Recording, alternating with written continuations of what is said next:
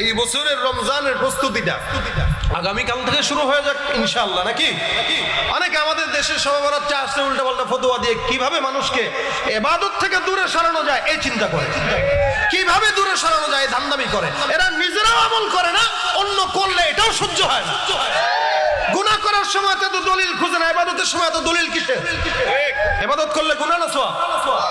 যে ইবাদতটা করলে বেদাত, এটা করলাম না। যেমন আগের জামানায় আমরা ছোটবেলায় দেখছি শবে বরাত আসলেই হালুয়া রুটি নিয়ে মানুষ পারাপারি করতো। এখন আলহামদুলিল্লাহ এটা নাই, এখন এটা নাই। সুতরাং এটাকে বেদাত বলার কোনো যুক্তি নাই।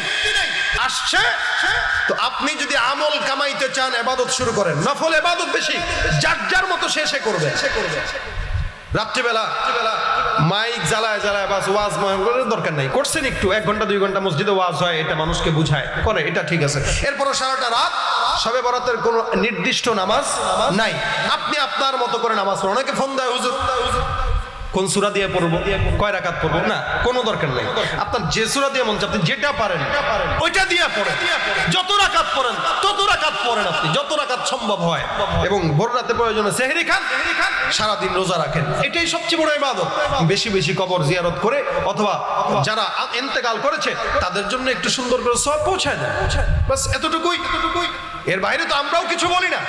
যারা আজকে শবে বরাতকে বেদাত বলে এবং শবে বরাতে মানুষকে আমল থেকে দূরে রাখতে চায়, ওরা কোনোদিন মানুষ যে আমল করুক এই কথাটা চায় না।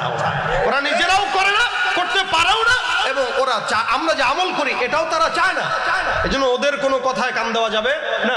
রাসূল করিম সাল্লাল্লাহু আলাইহি ওয়াসাল্লাম এই রাতে আল্লাহ রাসূল সাল্লাল্লাহু আলাইহি ওয়াসাল্লাম দোয়া করেছেন বেশি বেশি। রাসূল বলেন, আল্লাহ তুমি আমাকে মাফ করে দাও। রাসূল এই কথা বলেছেন এবং হাদিস রাসূল এই কথাও বলেন, আল্লাহ পাক আসমানে এসে বান্দাকে বলে, রিজিক লাগবে কার, রিজিক চাও।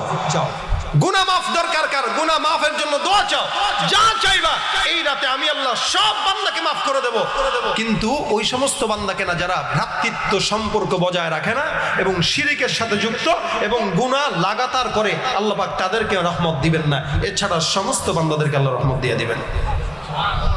এই জন্য এই রাতটা চলে আসছে বরকতের রাত, বরাতের রাত, বরকতের রাত, বরাতের রাত। আমরা আগামীকাল থেকে যেহেতু আইয়ামে বীজের রোজা রাসূল রাখতেন, তা আমরা যদি চাই, যেহেতু রমজান সামনে আর 15-16 দিন বাকি, হয়তো যদি শবে বরাতটা চলে আসে, আজকে 16 তারিখ, 2 তারিখ বা 3 তারিখে রমজান আসবে, তাহলে অল্প কয়েকদিন বাকি, সেটার প্রস্তুতির জন্য হলেও আমাদেরকে 2-1টা রোজা এখন রাখা উচিত, দরকার। এটা নিজের আমলের উন্নতির জন্য। এই জন্য কোনো ফতোয়া টতোয়ার দিকে না যায়, বাস আল্লাহর জন্য ইবাদত করে, আল্লাহর জন্য ইবাদত করে। কিন্তু ওইটার দিকে লক্ষণীয়, এই শবে বরাতকে কেন্দ্র করে কেউ যেন এলাকায় টাকা উঠায় খিচুড়ি রান্না না করতে পারে, এটার দিকে লক্ষ্য রাখবে। কারণ এই খিচুড়ির ফান্দে পড়ে একটারও আমলও হয় না, সারা রাত উল্টাপাল্টা করে, সারা দিন ঘুমায়। এজন্যই এটাকে বেদাত বলা হয়। যেটা দরকার নাই সেটার কোনো প্রশ্ন আসে না।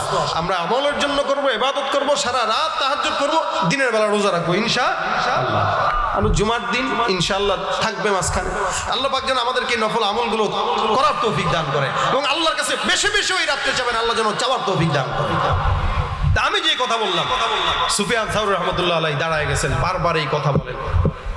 আল্লাহ কি শুনে নাই? শুনে নাই, শুনছে। খাদেম ভয় পাইতেছে যে আল্লাহকে কি বলতেছে আবুল তাবুল, কিন্তু আল্লাহর সঙ্গে তার সম্পর্ক এটা তো সেই জানে, অন্য কেউ জানে না। তো সুফিয়ান সাউরি রহমতুল্লাহ চাইতে আছে, হাতটা যে উঠায় রাখছে আর হাত নামায় না, হঠাৎ করে দূর থেকে আওয়াজ, কে যেন আওয়াজ দিতেছে, ঘোষণা দিতেছে, এই মক্কার লোকেরা শুনে নাও, তোমাদের যে আমির খলিফা জাফর মনসুর একটু আগে তায়েফ থেকে আসার সময় ঘোড়াতে উঠতে গেছে, তো ঘোড়া ধাক্কা দিয়ে পায়ের নিচে ফেলে পাড়ায় তারপরে হত্যা করে ফেলছে। সুবহানাল্লাহ। আল্লাহ সম্পর্ক টিকা রাখছে না রাখেন নাই? কোথায় সে মক্কায় মুলতাজমে দাঁড়ায় আল্লাহর কাছে অর্ডার দিছে আর আল্লাহ মারছে তায়েফে। এটাই হলো আল্লাহ। সেই আল্লাহ এখনো আছে না নাই? আমরা চাইতে পারি না আল্লাহর কাছে। আল্লাহকে চাওয়া, আল্লাহর কাছে চাওয়া, এটা একটা জিকির, আল্লাহর স্মরণ করা। প্রত্যেকটা সময় আল্লাহর স্মরণ করব, উঠতে বসতে চলতে ফিরতে খাইতে। হাতের কাজ আছে, পায়ের কাজ আছে, জবানের কোনো কাজ থাকে না আমাদের। আমরা দোকানে বসে আছি, দোকানদারি করতেছি, আমাদের জবানের কোনো কাজ নাই, বসে বসে আল্লাহর জিকির করেন। কোন জিকির করবেন? রাসূল শিখাই দিয়ে গেছেন, কালিমাতানে হাবিবাতানে ইলার রহমান, দুইটা শব্দ মালিকের কাছে সবচাইতে বেশি প্রিয়। শব্দ দুইটার গুণ রাসূল বর্ণনা করতে যায় বলেন, এই শব্দ দুইটা ওজনের পাল্লায় সবচেয়ে বেশি ভারী আর জবানে সবচেয়ে বেশি হালকা। কি? সুবহানাল্লাহি ওয়া বিহামদিহি। এটা যত পড়বেন তত সব। কি সব? রাসূল বলেন একবার পড়ছেন সুবহানাল্লাহ তো জান্নাতে একটা ফলের গাছ লেগে যাবে। এখন যারা পড়ছেন তাদের লেগে গেছে একটা, লেগে গেছে আর একটা। সুবহানাল্লাহ। যতবার পড়বেন ততবার সুবহানাল্লাহ, যতবার পড়বেন ততবার লাগবে, যতবার পড়বেন ততবার। কত বড় গাছ? রাসূল বলেন একটা দ্রুতগামী ঘোড়া যদি 100 বছর দৌড়ায় গাছের গোড়াটা পর্যন্ত শেষ করতে পারবে না, লেগে গেছে আর একটা। সুবহানাল্লাহ। এই জন্য হাতের কাজ, পায়ের কাজ এগুলো আমাদের আছে। মাগরিব থেকে এই পর্যন্ত অনেক বয়ান শুনছেন, আমি জানি এগুলো আপনাদেরও মনে থাকবে না, আমারও মনে থাকবে না। কারণ এই বয়ানগুলো আমরা এখানে শুনি ঠিকই, কিন্তু সকালবেলা যে আমাদের মনে থাকে না। এই জন্য মনে থাকার জন্য আমি এই কথাটা আপনাদেরকে বলতেছি। কোনো কিছু এখানে মনে না রাখলেও সমস্যা নাই, এই জিনিসটা মনে রাখবো। কি বলেন? না না, কোনো টাইম নাই। যখন মন চায়, সকালে হোক বিকেলে হোক, জিকিরের কোনো টাইম নাই। যখন পারেন আপনি বসে রয়েছেন, চেয়ারম্যান সাহেব বসে আছে, চেয়ারম্যানই করতেছে, বিচার আচার করতেছে, সুবহানাল্লাহ বিহামদিহি সুবহানাল্লাহ আযীম। দোকানপাট খুলেন, দোকানপাট করতেছেন, একজন মানুষ সদাই নেওয়ার জন্য আসলো, তাকে প্রথম জিনিসটা দিলেন বিসমিল্লাহ বলেন, এটাও আল্লাহর জিকির।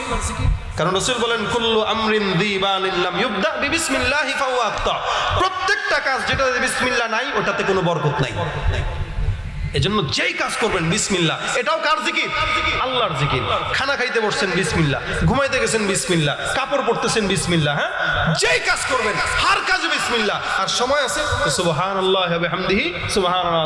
হুন্ডা চালাইতেছেন, যুবকরা হুন্ডা চালায় রাস্তায় অ্যাক্সিডেন্ট করে মারা যায়, জিকির করেন, যদি মরণ হয়ও জিকির ওয়ালা মরণ, জান্নাতি মরণ হয়ে যাবে। যখন আমাদের তো এখন কাম কাজ না থাকলে আমরা গীবত গাই, চায়ের দোকানে গীবত গাওয়া শুরু করে দেয়। এলাকার এমন মানুষও আছে যারা 10 মাইল দূর থেকে এসে নিজের পকেটের টাকা খরচ করে আরেকজনের গীবত গায়। কেন? এই বক্তা ভালো না, ওই মেম্বার ভালো না, ইমাম ভালো না, হ্যাঁ নিজে ভালো একটা। নিজের তলা ঠিক নাই, আরেকজনের তলা দেখতে যায়। কি দরকার? যা ইবাদত করছেন সব তো শেষ গীবত করে, গীবত গেয়ে। অন্য হাদিস রাসূল বলেন চগলখোর যারা গীবত গায় এই শবে বরাতে আল্লাহ তাদেরকেও ক্ষমা করবে না। এজন্য খুব সাবধান। মানুষের গীবত গাওয়ার চাইতে বসে বসে সুবহানাল্লাহ বিহামদিহি সুবহানাল্লাহ আযীম পড়ে। এই জন্য আজকের এই মাহফিলে যারা মা বোনরা আছে শুনতেছে তাদেরকে বলি, আপনারা তরকারি করতেছেন তো সুবহানাল্লাহ সুবহানাল্লাহ জিকির করেন আর তরকারি কোটেন। স্বামী অনেক সময় অনেকে আমাদেরকে বলে, হুজুর আমার স্বামী নামাজ পড়ে না, কি করবো? আরে নামাজ পড়ে না কি করবেন? মানে জিকির করেন, আপনি দোয়া করেন তার জন্য। আপনি তরকারি করতেছেন, জিকির করতেছেন, ওই তরকারি করতেছেন, জিকির